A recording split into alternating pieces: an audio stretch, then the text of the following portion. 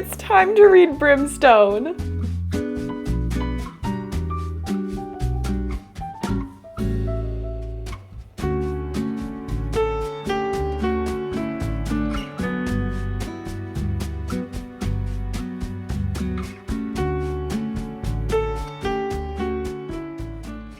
The day is finally here. The day is finally here. I am so excited. It's not even funny. I read Quicksilver back in January of this year, so I've been waiting almost a year for this book. I know some people have been waiting longer, but still, the cliffhanger that was the end of Quicksilver was gnarly. So having to go from that to waiting, I do confess that I got a little impatient. So when I went to Barnes & Noble this morning to pick up my copy, I ended up just sitting in the cafe and reading the whole prologue, which is a long prologue, 16-page prologue. That's a long prologue. I ended up just sitting there and reading it because I was like, I have to know. I have to know how this starts. And oh my God, I cannot get over the fact that it's Carrion. It's Carrion and Onyx on the end papers. I think that's the cutest thing ever with Onyx, but Carrion, oh my God, I am so scared. Not scared. I feel like there's gonna be so much more with Carrion in this book, and we're gonna find out so many things that it's like, it's gonna be, he's a forefront character.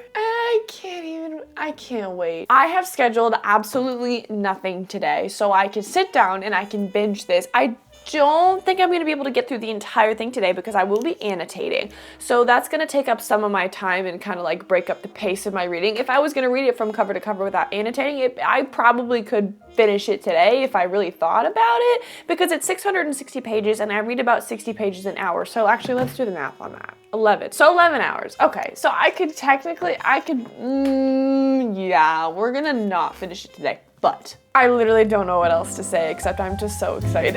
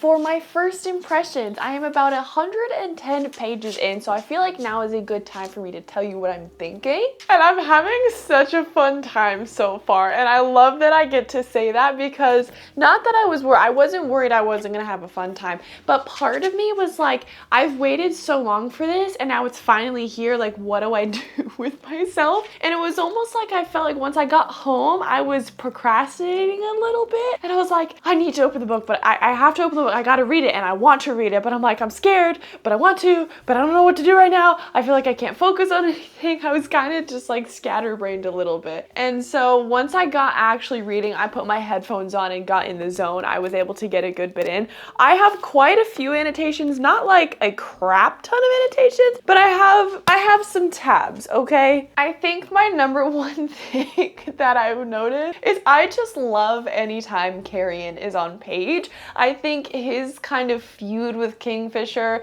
and just, he's so snarky, and it's the best relief to any situation, whether it be serious or like normal. And I can't wait to read more about him, because I feel like right now we're getting so much of him, and there's so much around him possibly stepping into a certain role, which I can't say too much because this is the second book and I don't want to spoil the first book for you either. But I'm just eating it up. I also feel like at this point we've gotten somewhere where we have a little bit of the problem that's going to be in the forefront of the book. I don't think we have the whole problem yet. I think it's kind of like, hey, this is going on and this is bad. So I'm glad that we have that in the first 100 pages. It kind of sets up and like gives you something to be concerned about, I guess. They're kind of in this transition period, which sometimes if it's not written right, it can go very wrong, but I'm enjoying it so far. I think there's still enough going on and enough character, not necessarily development, but it's feeling character driven at this point, which I don't mind. I think that's fantastic, again, if you do it right, and this is doing it right. But I'm excited to keep reading. I think I'm gonna take a quick break real quick, let my dog outside, and kind of maybe have a snack. That would probably be a good thing. But then I want to get right back to it because I want to get a good chunk done today.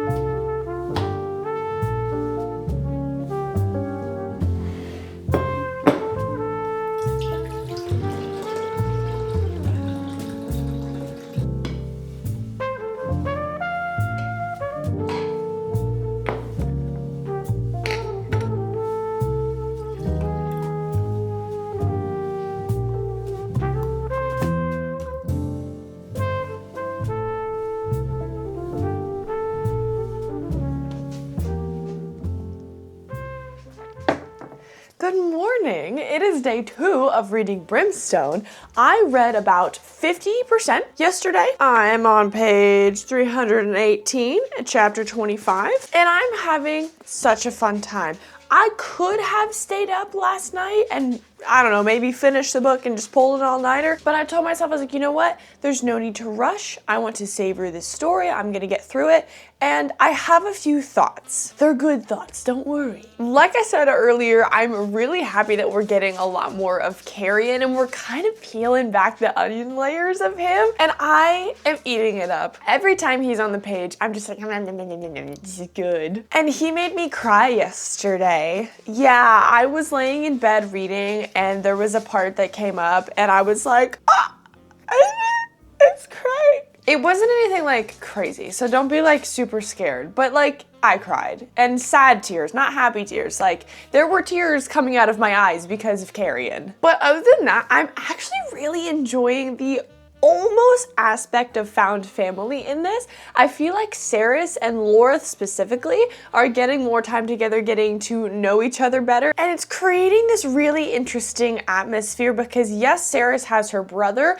but she's been kind of thrown into this new environment, so to say, and she is kind of forced to get to know Kingfisher's friends, brothers, whatever you want to call them, and they're connecting, and it's so nice to see them connecting, and it's kind of reminding me a little bit of Feyre and Cassie in action going on, which I'm loving. And found family is like my top favorite trope of all time. I love it so much. I eat it up. And yes, it does have to be done well. It's not one of those like you say a book has found family and I'm like immediately jumping at it, because there are only very few series, in my opinion, that I have read that have said that are found family, that actually are found family and that are good found family, because I like all of the characters. Where was I going with that? I don't know. I feel like we're getting deeper into the world, deeper into these characters, and it's such a good feeling because the first book I felt like was not necessarily more fun. It's not lighthearted. I wouldn't say it's lighthearted, but it's not as getting into the nitty-gritty as this book, which I'm really liking. It's expanding the world. The world building is definitely ramping up, which I love. I love that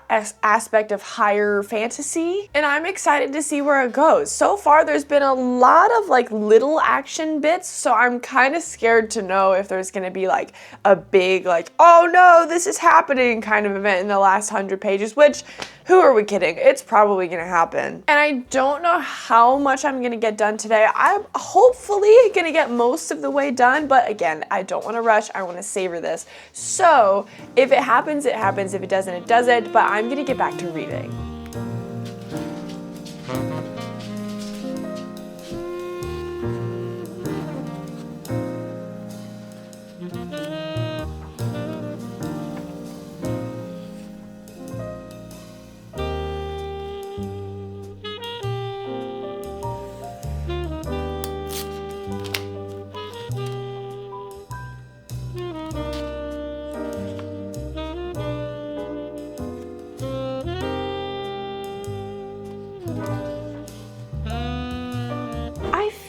I'm at a really weird part right now because I'm about 160 pages away from the end of the book. So it's like things are starting to roll forward, but I'm a little confused. I'm not gonna lie, because there's been so many little side quests and things happening and pieces of information that have been introduced throughout this storyline, and none of it seems to be really coming together. Some of it is, and it's like, okay, that makes sense why we went from here to here. But then some other stuff, I'm like, why did we need to learn that only to end up here? And there's still information that is purposely being kept from us, which again, I can't tell you exactly what it is, but it's an intentional ignorance, if that makes any sort of sense. And I'm just waiting for something to happen to kind of like snowball everything else, which something just happened that it's like, oh crap, that's what's going on. But I don't know how that's gonna become a catalyst for having to deal with the overarching issue, because I feel like the issue that was introduced that seems to be the main problem, we're not really focusing on that because there's so many little side quests going on. I don't know. I'm still having fun. Like, I'm enjoying it. I'm not trying to tell you that I'm not enjoying it, but at this point, I don't know if it's gonna be a 5-star, if I'm being totally honest with you, just because of all the little side quests. And I hate saying that because I know sometimes side quests they're there for a reason, but it kind of feels meaningless and like we're being dragged around a million places. And if we don't get some answers in this book, it's gonna feel like it's been dragged on for too long.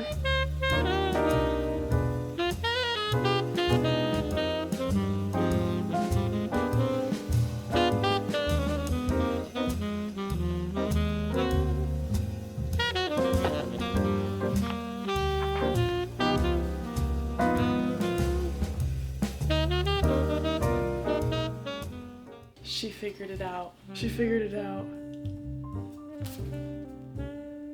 Whoa! Oh my god! Oh, that was so satisfying.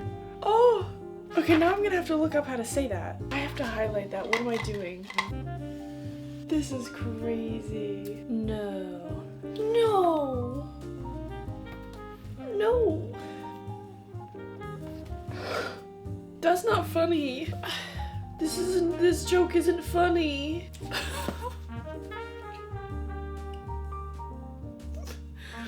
I knew we weren't getting out of this book without something crazy that's so stupid. I'm not even reading. That hits too close. I think I need to move to my desk for this last part. I can't. Oh my god.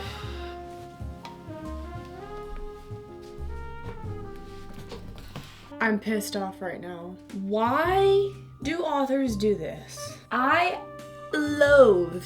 Is it a trope? Is that what it's called? I guess you could call it a trope. And I can't tell you what it is because it's a spoiler. Why? There better be a really good reason. Not that I wish, but like the meaning is gone. I knew it.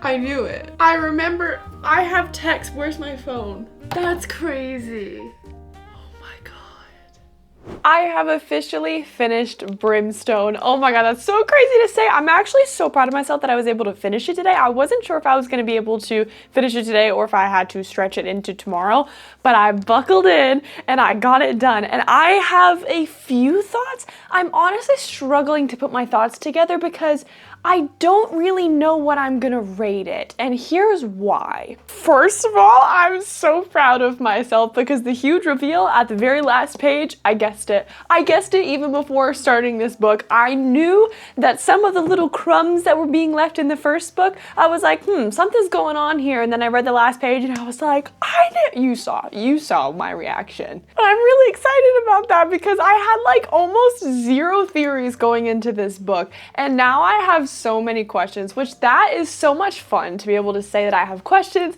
I'm invested in the world. I want to know more. I want answers. That's like, okay, I'm actually invested in the story. But here's the thing. I don't think it's going to be a 5-star for me. I think I'm teetering on 4.25 or 4.5, I think. My dilemma is that one trope. My least favorite trope was included in this book. Unless there's a reason in the future as to why that happened, it was very pointless. So pointless, even the situation that brought about the trope.